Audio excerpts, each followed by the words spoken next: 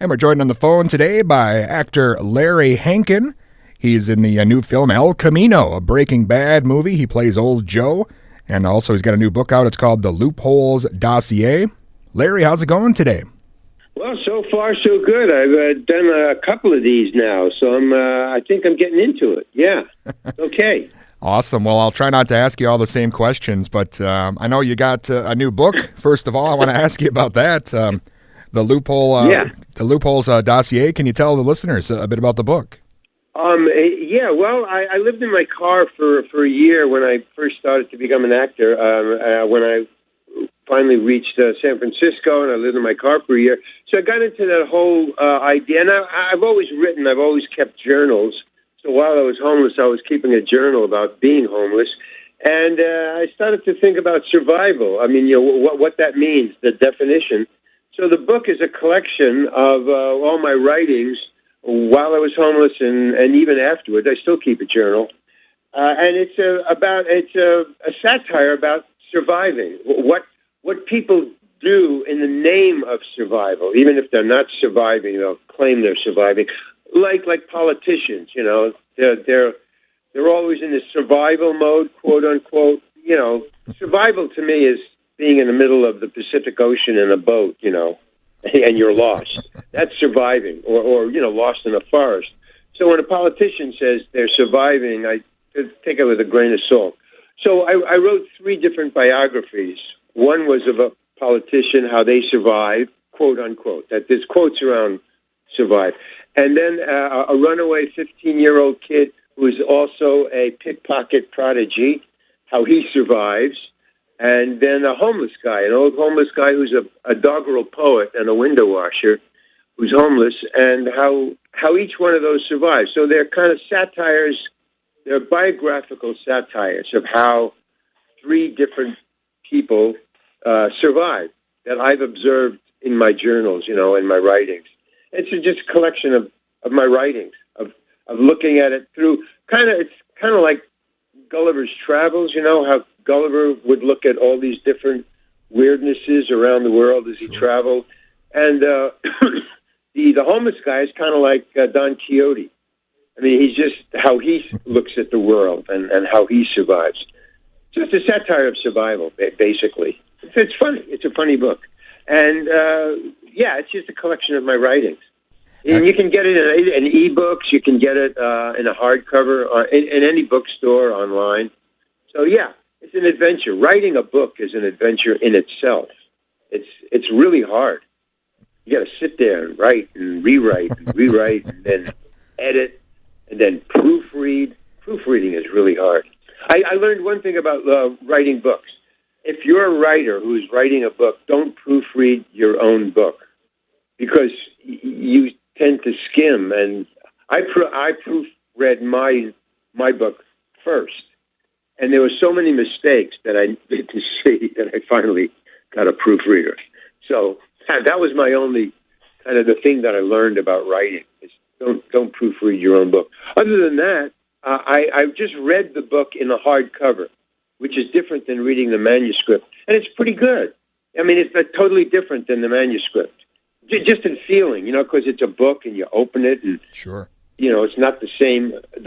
The stuff that I wrote is not on the same page. And I also have illustrations because I draw, too. I paint. So I made the illustrations. And that's kind of seeing it in a book is very weird for a new author. It's kind of cool, too. Awesome. Well, besides all that, of course, you're still acting. That's what a lot of people know you for, of course. And you're back as... Well, yeah. I mean, the book was just... I had all these collected journals, and I thought, I got to get it out. I don't want it to, just sit in a trunk somewhere. So I sat down for about, for a couple of months. I dropped out of acting just to write the book. So, it takes a lot of concentration. But it came out okay. It's pretty funny. And then the acting, I've just gone back now. I'm doing El Camino, which is really cool. And I did Barry, last year. So, I'm just kind of getting back into it after taking off all this time writing the book. It's out now. That's behind me, so that's kind of a weight off my shoulders. So I'd like to get back to acting and also doing I have a one-man show, so I kind of do that every once in a while, too. Awesome, yeah. And you mentioned El Camino, the Breaking Bad movie, and yeah, you've been in so many things over your career. I got to imagine that character, he's got to be near the top of the list now for roles, people recognize you for. Old Joe from Breaking Bad? Yeah. Well, yeah, the funny part of that is I'm actually doing my Uncle Murray. My Uncle Murray raised me. He babysat for me when my parents would, go to the movies or whatever. So I got to hang with him a lot, even as I grew older. We used to go. I worked for him, as a matter of fact. He was an oil burner installer, so he was kind of an old Joe, kind of not a junkyard guy, but he worked with a lot of old-fashioned stuff, not digital stuff. And he was this kind of the same personality as old Joe. So I just did my Uncle Murray. It was a really easy role to play. And I was lucky that Vince Gilligan, who's a great writer, great director, I consider him a great artist. He wrote it just like, wait, this is my Uncle Murray. Wow, am I lucky?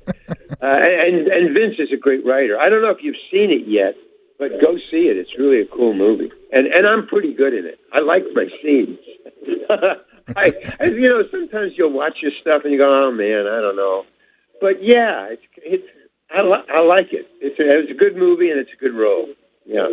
If you haven't seen it, go see it. It's cool. Yeah, I know a lot of people, of course, were excited that Breaking Bad came back, and it's great you're getting back into acting. Yeah. I know I loved you in Home Alone, and it seems like on TV shows, if you watch your favorites long enough, usually you pop up in a memorable role somewhere. It's great that you're always finding these. I'm amazed that I guess my resume. I don't pay attention to it. You finish your job, you kind of dump the lines. And you go on to the next role. And I don't look back, that's that old Satchel Paige. Don't look back. Whoever's following you might be gaining on you. Age. So but I've been doing these interviews because of my book and because of Breaking Bad. And so I'm kind of reminiscing, the guys who, all the interviews say, hey, you were in this and this. And I go, holy cow, yeah. Or I don't remember that. Yeah, but now I do. Yeah, it's amazing, all the different roles. But I was just doing them one at a time. I wasn't banking them or in my memory. I was just going from one to another. And then when you do look back at my resume, I go, holy cow, man, that's a lot of work. I don't know if I could do that again. Yeah. But they were all cool roles. I didn't do anything I really didn't like. I guess you don't get the role if you don't like it. Because you're not trying hard enough, or I don't know about try is a good word, Yoda didn't like that word. But I mean, I would, the parts that I really wanted, somehow I got, because I wanted it. I'm going to do this really good. And for, like stuff like Breaking Bad or Escape from Alcatraz, you try to bring your A game because you're surrounded by just the best. The director or the lead actor. And I was in a lot of scenes with lead actors. So, that's a challenge to either a young actor or me, just an ordinary actor. I mean, these guys are established. Bryan Cranston, Clint Eastwood, et cetera, et cetera. Even the actors and actresses on Friends, or after a while, they were pros. I was on Friends before it went on the air. They shot 6 episodes before it ever went on the air. So everybody was nobody. Nobody was famous in that. Yeah. So I saw them when they were just young, like me, and then all of a sudden this show took off. I was in 5, but still, every time I came, they just were a little better and a little better. So I had to bring my A game to that each time because, they were growing.